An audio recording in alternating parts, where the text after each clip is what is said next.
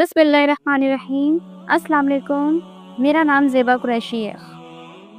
क्या आप जानते हैं कि इंसानों के दरमियान एक ऐसी नस्ल भी थी जो न पूरी तरह इंसान थी और न पूरी तरह फरिश्ता। एक ऐसी नस्ल जो इंसानों से कई गुना बड़ी थी, जिनकी ताकत अजीब थी और जिनकी हकीकत आज भी एक राज है। क्या ये सिर्फ एक कहानी है या तारीख के पन्नों से मिटाई गई एक हकीकत? आज हम नेफ्लिम और जायंट्स के उन राजों को बेनकाब करेंगे जो शायद पहले कभी इस तरह सामने नहीं आया। नेफ्लिम का जिक्र तौरा, बाइबल और कई पुरानी तारीख किताबों में मिलता है। इस्लामी तारीख में इनके मुतालिक कई इशारे मौजूद हैं, मगर उन्हें सीधे तौर पर नेफ्लिम नहीं कहा गया। बाइबल के जेनेसिस 6:4 में लिखा है, उन दिनों ज़मीन पर नेफ्लिम मौजूद थे और जब फरिश्तों के बेटे इंसानों की बेटियों के पास गए तो उनसे बच्चे पैदा हुए। ये वो अजीम जंगजू थे जो पुराने वक्त से मशहूर थे। इब्न कसीर की तफसीर में एक जिक्र आता है कि हज़रत आदम अलैहिस्सलाम के दौर में एक ऐसी मखलूक थी जो इंसानों से बहुत ज़्यादा ताकतवर थे और बाद में मिटा दी गई। क्या ये वही नेफ्लिम थे? इब्रानी ज़बान में नेफ्लिम का मतलब है गिरे हुए, द फॉलन, यानी वो जो आसमान से गिरे। ये जिक्र इस बात की तरफ इशारा करता है कि ये वो मखलूक थी जो फरिश्तों और इंसानों के मिलने से पैदा हुई थी। बहुत से लोग नेफ्लिम को ही जायंट समझते हैं, मगर इन दोनों में फ़र्क है। नेफ्लिम वो थे जो फरिश्तों और इंसानों की नस्ल से पैदा हुए। जायंट्स असल में एक मुख्तलिफ नस्ल थी जो इंसानों से 2-3 गुना बड़ी थी। बाइबल और इस्लामी रिवायत में 8 कौम का जिक्र आता है जो इंसानों से कई गुना बड़ी थी और उनके घर पहाड़ों में खुदे हुए थे। ये वाक़या 1942 का है। वर्ल्ड वार 2 अपनी शिद्दत पर थी। अमेरिका और जर्मनी के दरमियान एक डेडली वॉर चल रही थी। इसी दौरान अफगानिस्तान के एक दूर दराज पहाड़ी इलाके में एक अजीबोगरीब इंसिडेंट सामने आया। अमेरिकन आर्मी के एक स्पेशल टास्क फोर्स को एक मिशन दिया गया। उन्हें एक लॉस्ट केव की तलाश थी जो सुलेमान अलैहिस्सलाम के ज़माने से जानी जाती थी। मगर जब ये टास्क फोर्स उस पहाड़ी इलाके में पहुंची तो उन्हें एक ऐसी चीज़ नज़र आई जो इंसानों के बस की नहीं थी। जब अमेरिकन सोल्जर्स ने उस केव में कदम रखा तो एक 7 मीटर लंबी मखलूक सामने खड़ी थी। उसके बाल लंबे थे, उसकी आंखें खून सी लाल और सबसे अजीब बात, उसके हाथ में एक पुरानी तलवार थी। ये नेफ्लिम था, वो मखलूक जो इंसानों और जिन्नात के दरमियान पैदा हुई थी।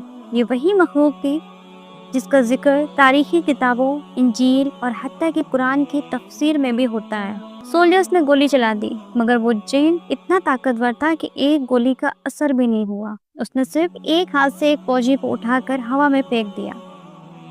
जब बाद में एक अफगान बुजुर्ग से सवाल किया गया ये क्या था, तो उस बुजुर्ग ने सिर्फ एक जुमला कहा, ये वो लोग हैं जो हज़ारों सालों से इस दुनिया में हैं और ये फिर से जाग रहे हैं। दुनिया की ताकतवर कौमतें इस वाक़े को कवर अप करने लगी। उस अमेरिकन यूनिट के सभी लोग लापता हो गए, मगर एक सोल्जर बचा जो अमेरिका वापस पहुंच गया। उसने जब मीडिया पर बताने की कोशिश की तो उसका भी अंजाम मौत था। हदीस में आता है कि हज़रत आदम अलैहिस्सलाम का कद 60 हाथ लंबा था। क्या ये जायंट्स का ही सिग्नल है कि पहले इंसानों का कद अजीम होता था? 2004 में एक रिपोर्ट आई कि पाकिस्तान के बलूचिस्तान में इंसानों से 3-4 गुना बड़े ढांचे मिले, मगर ये रिपोर्ट बाद में गायब कर दी गई। अमेरिका में 10 फीट लंबे इंसानों के कंकाल मिले। 1800 में अमेरिका के मुख्तलिफ इलाकों में 10 से 15 फीट लंबी हड्डियां मिली। स्मिथसोनियन म्यूजियम ने इन्हें अपने कब्जे में ले लिया और बाद में कोई मालूमात सामने नहीं आई।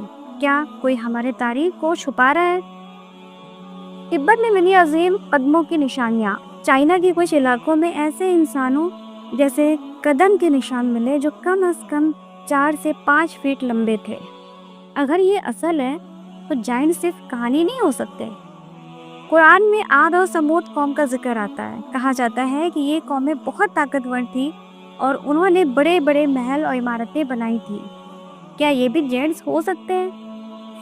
क्या तुमने नहीं देखी कि तुम्हारे रब ने आद की कौम के साथ क्या किया, जो उन्हें ऊंचे ऊंचे सुतूनों वाले इरम में रहते थे? सूरह अल-फजर।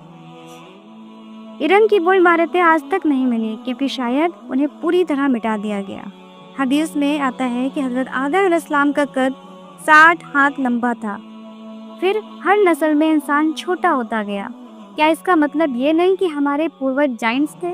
कुछ लोग समझते हैं कि ये नस्ल खत्म हो चुकी है, मगर कुछ कॉन्स्पिरेसी थ्योरिस्ट का कहना है कि जाइंट्स अब भी किसी गुप्त जगह पर छुपे हो सकते हैं। कुछ लोग हालो अर्थ थ्योरी को इससे जोड़ते हैं, जिसमें कहा जाता है कि जमीन के अंदर अब भी जाइंट्स जैसी नस्लें रह रही हैं। क्या यही वजह है कि अंटार्कटिका में लोगों को जाने नहीं दिया जाता?